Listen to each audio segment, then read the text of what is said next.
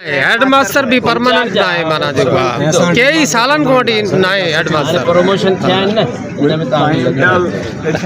50-60 सालन को वठी हाई स्कूल आ दरे ते 5 साल को एचएम कोने एचएम अचे तो हाणे प्रमोशन थिया कढी तो दर गर्ल्स हाई स्कूल में भी कोने एचएम सुपरवाइज कयूं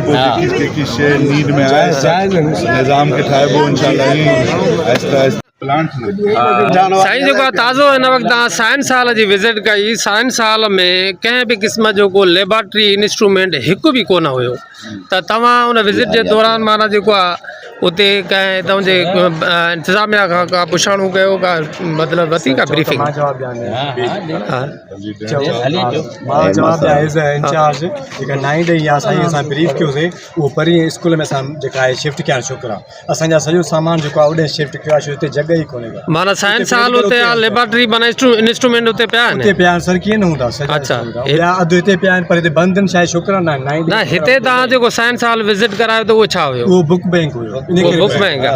बोर्ड से माना साइंस हाल जो लॻल आहे थोरो शाम में हली तव्हां नज़र माना हिते जेके कबट आहिनि साइंस हाल में तव्हां खोल रहा आहियो टोटल इंस्ट्रूमेंट हिते ई पिया आहिनि ऐं कुल पुराणा भॻल आहिनि हिकु बि कोन्हे को तव्हां कबट खोल रहा आहियो हाणे बि कबट खोल रहा आहियो जेकॾहिं साइंस जी माना इंस्ट्रूमेंट तव्हांखे न मिलनि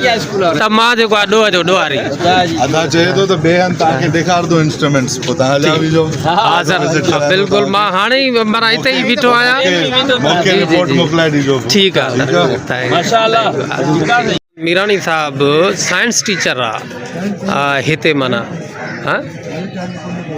साईं बशीर साहब रसूल बख्श साईं भी साइंस टीचर आहे 2 साइंस टीचर आहिनि हिते ठीकु आहे।